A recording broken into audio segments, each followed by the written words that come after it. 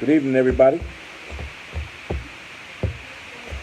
How y'all doing tonight? I hope everything is well. I'll wait for a few more people to get up on here. We'll just do some updates. What's up, Brother Dixon? Manyon, what's up, brother? Jessica, what's up? Brother William Smith. Benjamin Merrill, what's up? Good evening, everybody. Richie Lawson. Do some work, Richie. Aren't you shifting or something?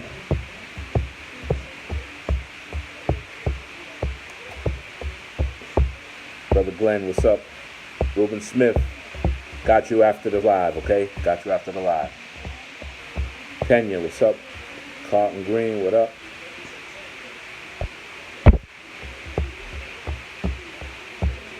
Hey, Sister Cynthia Wells, how's my partner in crime doing?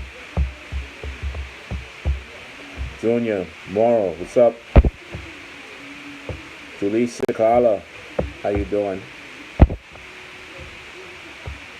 What's up, Brother Torres?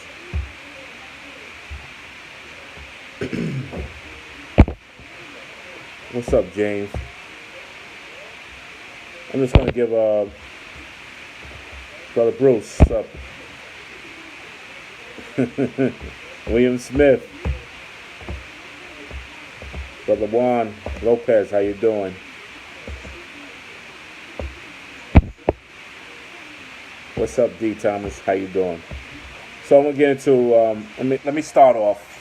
This is first of all, this ain't gonna be no long live. It's just updates from conferences that we've been on. The current statistics. What's up, Brother Kemp? The current statistics as of today in the country, you have 955,000 COVID positives reported. In New York State, that number is 288,000 COVID reported. In New York City, we are up to 158,000 COVID positive reported. In the MTA, those figures are 3,200 self-reported positive. In the Department of Buses, those numbers are 1,118 self-reported positive. There's 1,052 on quarantine right now, and there's 1,500 that have returned to work. So those are the current statistical numbers. Now there's a restart date. Now the restart date is basically a target milestone of when the New York will be opening back up, and what they're talking about now is a target date of May 15th, 2020. This restart date will more than likely be in the upstate region. At this time, there is no information for the New York region, so you have to stay tuned on that.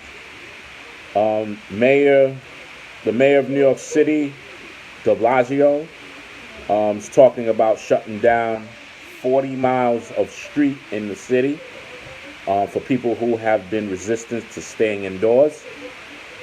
DOT has reached out to the DOB with the primary focus on not interrupting bus service on the streets that are shut down. For those of you who hear my daughter in the background, it's my daughter on her social media. Anyway, back to what I was saying. So the mayor is talking about shutting down 40 miles of street. All right. They reached out to the DOB with the primary focus of not interrupting bus service on the streets. that are shut down. Now, we don't know much just yet, but we'll share as soon as we find it out. Okay? Return to work, medical, 21 days or more. All right? This increase started with supervision for the employees. For the employees who weren't working safety-sensitive job functions, COVID-19 absences that extend 21 or more days will be considered for not going to the MAC to return to work. Absences solely related to COVID. Okay? There will be a temporary policy for that purpose. Just to be clear, that's not for bus operators. That is for the dispatchers. All right? There will be a temporary policy for that purpose. As I said, there was a question of alternating schedules not to be counted towards the 21 days, and it's being approved.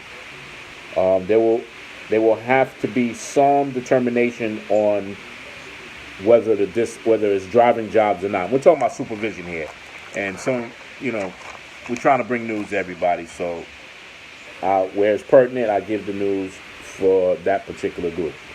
All right, bus operators will have to still comply with the 21-day policy if they was out 21 days or more.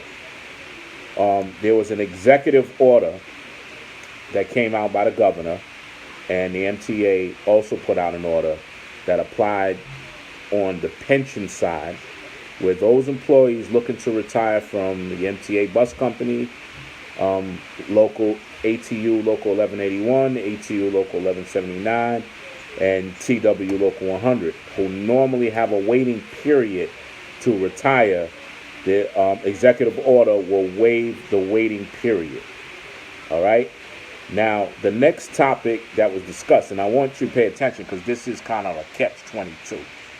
So, the next topic is the 500,000 death benefit. In order to qualify, the employee would have to pass due to COVID-19, and secondly, be an active employee, not a retiree employee. So now, what I just read to you just 1 minute ago about the executive order, there's a kind of a catch-22 there. So executive order allows you to retire without any waiting period, right?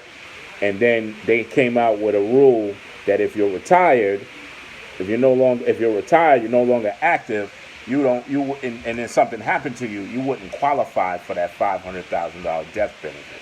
So, I mean, the choice is yours, but I just wanted to bring awareness to that fact that is pretty much a catch-22. All right? Antibody testing. All right? You might have heard of some of this stuff going on in the news. They talk a lot these days. Everything is COVID. So now they're talking about antibody testing. So the governor announced the expansion of antibody testing. Thus far, 15% in New York State who have been tested are showing positive results for having antibodies for COVID. In New York City, that number is 25% of the people. They will test police, FDNY, and transit workers. The goal is to offer the test to about 600 transit workers. The list is being put together by OHS. The first to be tested is folks who tested positive for COVID. The program is not mandated, and it's evolving as we speak. So we're going to stay tuned on that particular topic. I have no answers on that topic. So you would still have to wait until more comes out. Now I just want to go through some logistical stuff. I want to talk about your retro checks. Your retro checks is coming. And your retro check, matter of fact, your retro checks is here. If you check your BSC website, anybody entitled to a retro, your retro is on BSC, so you've received your retro. Now, there was some dispute, and I don't want the pink elephant to stay on the table. I want to address the issue, and that's picking up fellow employees on your buses, right? Now we already know that we have the buses roped off, right? And and the loading is in the back door for all our customers. I just want to think. I want to just think in terms of unity, and let the thought of unity be your guide when it comes to seeing your fellow transit worker and how you address them picking them up. All right? There's no rule on how you pick them up, but I would think that you would want your coworker to be safe. And then I'll let your conscience be your guide on that. Okay? We want you to be safe. We want your customers to be safe. We want your coworkers to be safe. If they're waiting for you in the bus, obviously it's because they have to take the bus. And hopefully you keep them in safe with you. All right? Now, the FMLA COVID-19 childcare. We already know that transit has already put us as an essential worker, first responder, or something like that. Whatever they want to call it. I mean, we all know better. I certainly know better. And what I want to drive home clear is that we know that it's wrong what they're doing, right? It's all over social media right now about the number to call for the Department of Labor, and that number is 866-487-9243. I'm going to repeat that. Department of Labor, 866-487-9243. All right? That's to make a complaint on the Department of Labor on what they're doing with this COVID-19 child care. It's a bunch of BS what they're doing. But in addition, I would want to see a G2. I've mentioned it in the end of last week, and I've been mentioning it in my conversations. I would like you to write a G2 on any denials that you have for child care. And let me tell you why. Because, there is no necessary contract grievance, but I want the G2s because in the event that the union files a lawsuit through PERB or whatever the means that they file it, we want everybody included in that lawsuit. All right, so that's why I have requested the G2s. The G2s I will forward to our TWU union attorney who will deal with duplications. We can put aside duplications. If it's a unique issue, then of course we'll deal with the unique issue. But we want everything. Not only should you make a complaint to DOL, but you should also write the G2. Okay, I've already made mention that you can, at least in the Manhattan division, you can write your G2 and you can send it to my email at dyates@twu-local100.org. Okay. I just want to tell you something a little personal. Now, a lot of people who know me, they know I ride a motorcycle, right? I ride with a lot of different people. I have a group of people that I ride with. Their name is Black City, right? They're a riding group, and their whole thing is to be right with the community. So this past Saturday, and by the way, the president of that club happened to be a chef. And this past Saturday, the president of the club was up all night preparing a lot of food, right, for FDNY EMS workers. And we wrapped it. What we did is he made the chicken, he made potato salad and vegetable, and then he did a vegetarian dish as well. I think it was eggplant. And we put it in cases, and then we wrapped them up in plastic and took them over to EMS.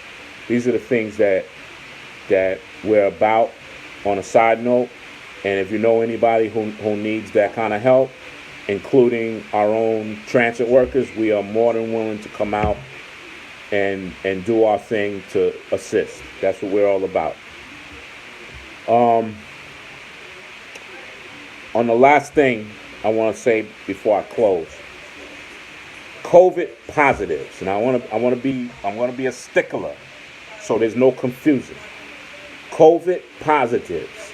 If you have been COVID positive and upon your return to work, you got to fill out the sick form, and they want you to fill out all the information on the top, that the temperature read and all that stuff, or you were 72 hours with no temperature and medicine free. You're gonna check yes on that sick form. Did you get positive on the job? And that's if you came across COVID while on the job. All right, if you came across COVID while on the job, you should check yes. They're gonna discourage you not to fill out that sick form that way, because they're going to have to fill out, or it will invoke them to fill out an IOD package. So what? Let them fill out an IOD package. Decline to go out on comp. Decline it. But you will have a record that this happened to you. All right? Very important. We want to keep records. We know what happened. It's a good thing. There's a lot of us here with experience from 9/11. We know that they fought us. We don't want that problem with none of our people this time around. Make a record. And with that, my brothers and sisters, I'm going to close. I'm going to take any questions that you have offline. And that's it. Have a good night, everybody. Be safe.